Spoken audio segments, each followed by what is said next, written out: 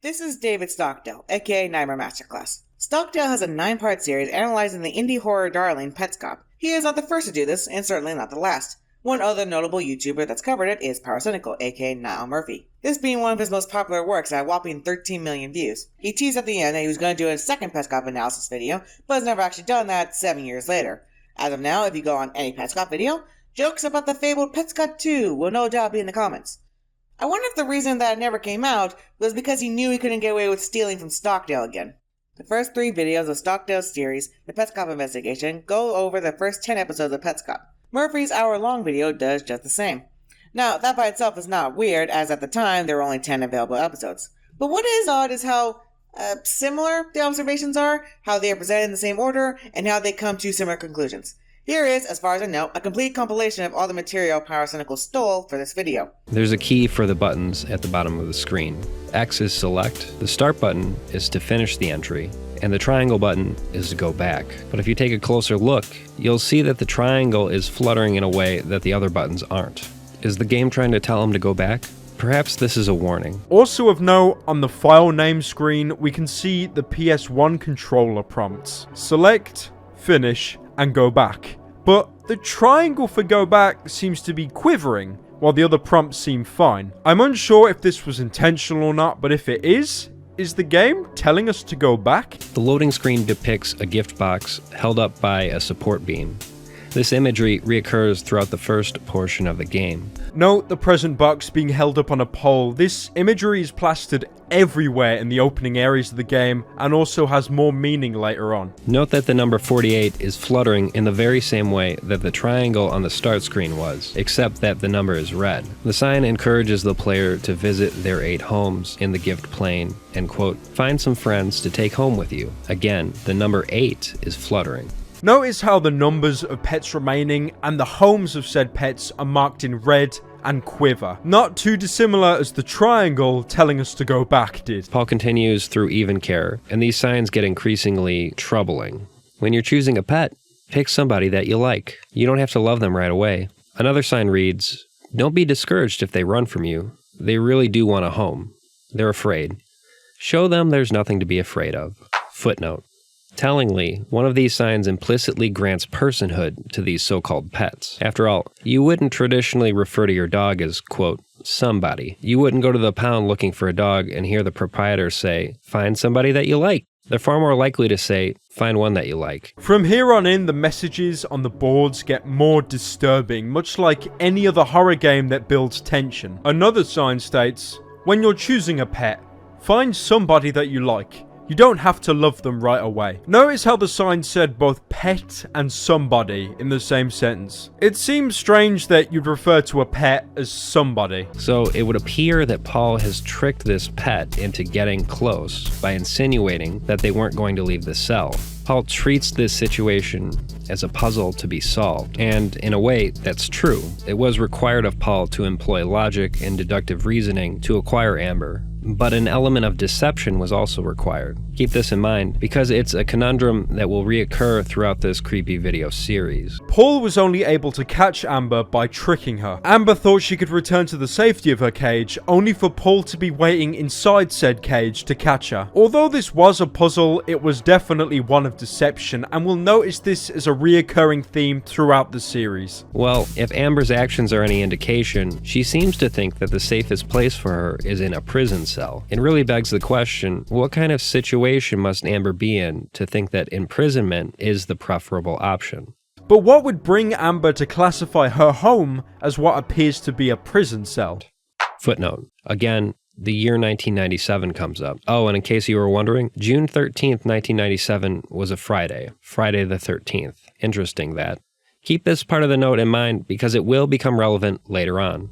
As of yet, Paul hasn't mentioned the website that the note directed him to. 2 quick things to mention. The website on the note is never linked or spoken of again. And the date on the note, the 13th of June 1997, is Friday the 13th. And I'm pretty sure all of you know at this point that that day is associated with bad luck.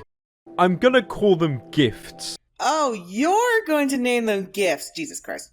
I have previously referred to the so-called pieces in this game as gifts. This is especially ominous considering that GIFs seem to be a reoccurring symbol in this game.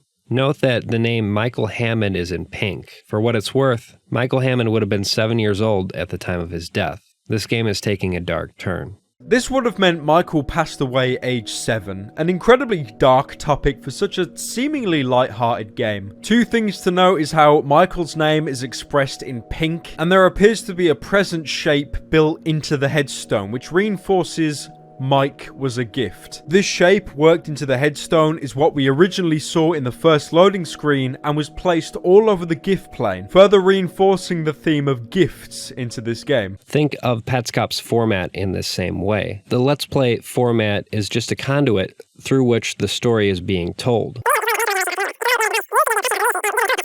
I believe the series itself serves as a meta-commentary on the creepypasta genre and the Let's Play style of vlogging. Petscop seems to be a meta-narrative for most creepypasta stories. Paul has used an interactive media, a Let's Play format, as a conduit to tell a story. The person who helped me with this video, Links, and did most of the heavy lifting, said this particular part was rather damning. Because Pyrocynical uses NMC's words and then proceeds to talk about something else entirely.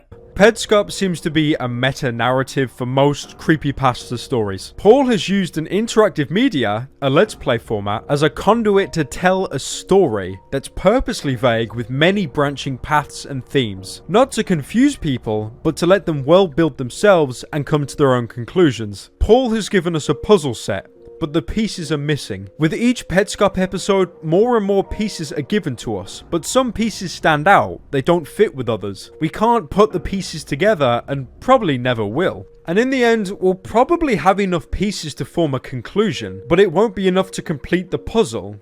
We'll have to finish that in our own minds. My bitch in Christ, what the fuck does that have to do with meta-narratives? There is nothing connecting the claim of Petscop being a meta-narrative to the explanation of the series using open-ended storytelling. It just doesn't make any sense.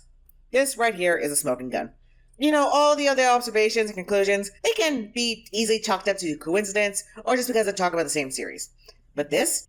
You can't accidentally use someone else's claim and then springboard onto something else entirely. This also highlights how much of a better writer NMC is too, due to the fact he's a lot more in depth. Pyrocynical frequently cuts out Nightmare Masterclass's elaboration, so he'll just have random observations and conclusions that are never explained. It's like the Cliff Notes version of Nightmare Masterclass's videos at best. It comes off that Pyrocynical really did not understand Stockdale's work at all. Oh, and we're not done yet.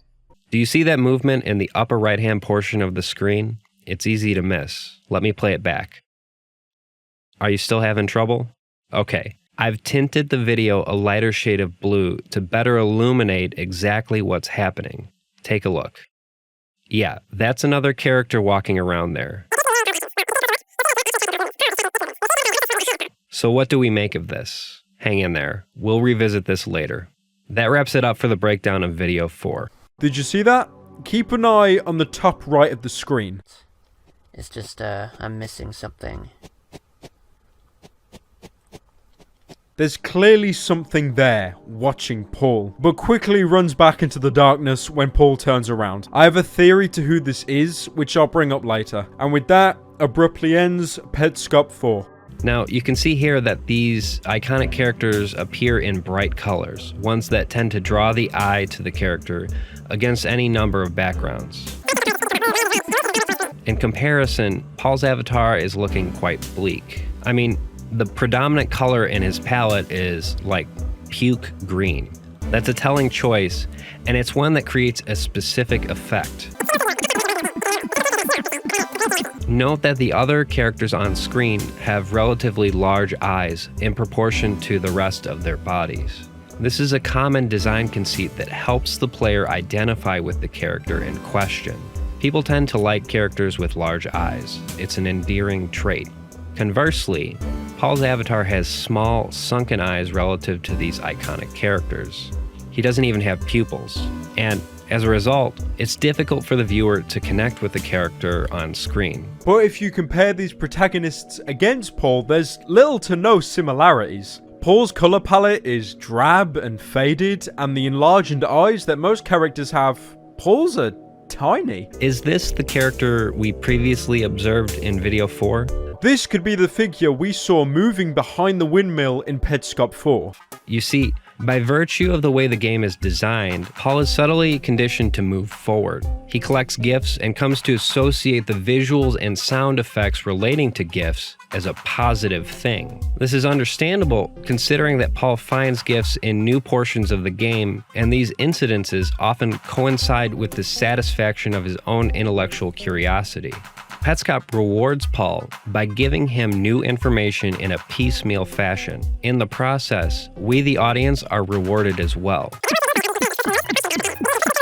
In turn, we compulsively watch the videos, and we eagerly await new material. The game is conditioning Paul, and in the process, it's also conditioning us. We can think of Paul as a conduit through which we, the audience, receive more information about the game. But as the story progresses, it gradually becomes clear that something is horribly amiss. Nonetheless, both Paul and we the viewers need to continue. We're hooked. And honestly, for the story of Petscop, that wouldn't surprise me. Repeating myself from Petscop 2, why are there gifts down here to collect? To force us to make progress. We're not gonna wander around aimlessly if there's no incentive to do so, especially a world as dimly lit as the New Maker plane. These collectibles were placed at specific key points to give us the prompt to make progress. And would a developer take the time to place all of these if this part of the game was never going to be used? Was this a developer from Garalina going insane? Making a whole level he knew no one would play, programming all of these horrors in for his own amusement? Or could Paul be actually onto something? Something wants us to play this game. At this point, both Paul and we the viewer have been hooked into unraveling the events in this world. And by being fed minuscule amounts of information, our craving for answers has only gotten stronger. I think it's irrelevant at this point whether you believe in the supernatural, but one thing is very clear. Someone or something wanted Paul down here. And with this newfound theory, we end Petscop 6. Why is the very same entity now advocating for Marvin to be reunited with his daughter? It makes no sense. It's almost as though the purple object is being forced to relay these messages. Maybe Marvin is forcing whoever is in control of the tool to do their bidding. He moves in the exact same way. And as far as I'm concerned, this right here is the smoking gun with respect to the horrific nature of the game. Petscop, the game itself, was somehow able to extrapolate Paul's exact movements before he made them. Essentially, the game was able to predict the future, and it didn't predict some vague prophecy or anything like that. It knew precisely how Paul was going to move. Yet, if you compare the two when they stop interacting with the note and leave, they both move exactly the same. But this would indicate that the character isn't an imposter, but it is Paul themselves. Maybe as we venture deeper into the world, not only is the geometry and physics becoming more broken, but the actual scale of time itself. Either that or the game plotted Paul's movements before he made them. Okay, well, take a look at the sign now. It says, when you're choosing a pet, find one that you like. So, instead of somebody, it says one. Think about that for a second. Honestly, this just might be the creepiest thing in the series thus far. It's a very small detail, but I think it's an important one. The game previously granted the status of personhood to these entities called pets in the game. Now it's taking away that status in a subtle but menacing way. When you're choosing a pet, find one that you like. But before, in the first Petscop video, this sign clearly said, when you're choosing a pet, find somebody that you like. Clearly, we can tell something about even care has changed. It's not the same as before. I might be overreading this part, but the fact that the pets have changed from somebody to one, it's almost degrading, like they're being treated as lesser than before. I know originally I complained saying how it's weird that a pet is referred to as somebody, but the game almost trying to rectify itself after we've experienced so much feels nothing short of menacing. Should be noted, I'm not including the examples Links gave me if it was just talking about the same thing, like the New Maker tragedy or the comparisons of Dr. Seuss. Those are common theories, and a side-by-side is pointless because of how well accepted it is. However, the placement being roughly in the same areas is still eyebrow-raising, which is why I bring it up. Now, I was hesitant to make this video for a few reasons, one of which was that I didn't know if Stockdale himself would be okay with me making something like this. I understand if he didn't want a video going after a big YouTuber over something that happened 6 years ago. I have no idea if this video is going to go anywhere, but if it does, no doubt he could get harassed over it. He did give me the go-ahead and told me he did try to reach out to Pyrocynical to at least get credited properly, but as you can expect, he never heard back. This shit got so bad that someone left a comment on his video saying he should have credited Pyrocynical. And he had to reply to that, explaining that he was the one who got ripped off in the first place. Think about that for a second. You put in all this work to analyze a series, clearly out of passion, for a big YouTuber to jack your shit, and people think you're the one plagiarizing. That sucks! So you're probably going, okay, AJ, he might have taken a lot of ideas from Nightmare Masterclass, but does that mean he plagiarized from? Yes, he did. That's what the term means, to steal someone else's ideas and pass them off as your own. When AJ-The-Bumblebee made his video, which you have definitely watched, don't lie to me, his examples were frequently done as copy and pasting. However, he also made clear that rewarding someone's ideas and not giving credit is still a form of plagiarism. There's even a term for it, it's called paraphrasing plagiarism. That's what Pyrocynical is doing here. When AJ-Bomb's video went up, many people were shocked to find this out. In school, they were taught that if you change words around enough, then it is different from plagiarism. And I think it's important to get into why this happens. See, teachers use things called rubrics, a scoring guide for grading. When reading an essay, they have a series of requirements they need to check for. Did you give enough evidence? Did you stay on topic? Did the justifications make sense? Is it decently organized and formatted? Etc., etc. When you're reading something like this, you're skimming to find details that can be graded, so it's easier and quicker. So your brain doesn't really register it's plagiarizing if the words are changed around enough. On top of that, it's on a work that's likely 100 plus years old and has been analyzed in every way possible. There are only so many ways to interpret Romeo and Juliet. I'm not saying this is a bad way to do things. Your typical high school teacher would teach around 20 to 25 students a class 7 times a day. So that's up to around 140 to 175 papers you need to grade, all of which can be up to multiple pages and has to be done within a day or two. And all of it has been on the exact same topic that's been beaten to death. So you need to find shortcuts because your teacher deserves to have their weekends off too. But it does cause a problem where most people do not think to look further into it. So a lot of plagiarism, especially on YouTube, goes under the radar, even if they feel something is up. I mean, I did the same thing. When I first watched his videos, I knew it was weird he took so much from NMC. But I figured that since he took the arguments in different directions, it was fine. I mean, there's no reason this random YouTuber would lie to his audience, right? Speaking of lying, when Pyro's video came out, Petscop fans were quick to notice the similarities, which caused Dolan Dark, Pyro's friend and editor, to come defend his valor in the replies of Reddit. According to him, in a private conversation, Pyrocynical said he only watched Knife Mind and Game Theory's videos on it. Now, I think we have firmly established that is bullshit, so I'm thinking 3 possibilities here. 1. Dolan is lying to protect his friend. 2. Pyro lied to his friend about this because he knew what he was doing was wrong. And 3, the most generous reading, this conversation happened before he watched Nightmare Masterclass's videos. And this is going to sound shocking, but I am willing to believe the last one is the most likely.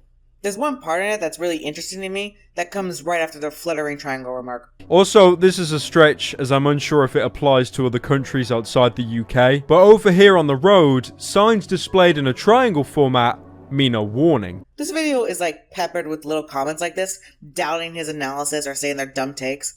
From this, I sense a lot of insecurity. That he wanted to talk about the series he liked, but was worried his own ideas and conclusions was gonna be cringe. We have established that Nightmare Masterclass has unique observations that most people are never going to even consider. He is confident in all his findings to go into extensive elaboration. So, Pyro piggybacked off another YouTuber that clearly was more skilled on this. But honestly, his own observations are not bad. I never would have thought to compare the PlayStation triangle to road signs. I mean, that's good. You can just do that. When editing this, there were so many moments where I just went, you already have good observations, you don't need to steal! I'm going to kill! From the looks of things, he hopefully is doing just that. There was one other plagiarism claim I came across about his video on Utopia, and while there are similar observations to other YouTubers, nothing really stands out as being this blatant. Of course, could be wrong, and his entire channel is built on stolen material like the fucking Brit he is. But I'm cautiously optimistic that Pyrocynical saw people say he ripped off Nightmare Masterclass and quietly decided to do better. But it is still shit that he's never admitted to it, nor gave credit to Stockdale 7 years on. I do want to come back to this, though. I really do, because this is something that, very few people have tackled. I'm sure there's a lot more niche YouTubers that have tackled it. Yeah, I wonder who? Niall? I am giving him the benefit of the doubt he generally did not know any better. And I don't want him to be harassed over this either, but I think at least crediting Stockdale should be in order. Hell, that's all he was asking for anyways. The point of this video is not to stir up drama or to cancel him. I mean, if I wanted to cancel Pyrocynical, I could just point to that 1 3-minute compilation video of him saying the N-word. But this video was to shine a light on someone who did a lot of good work and to have a discussion on how easy it is to plagiarize without knowing it.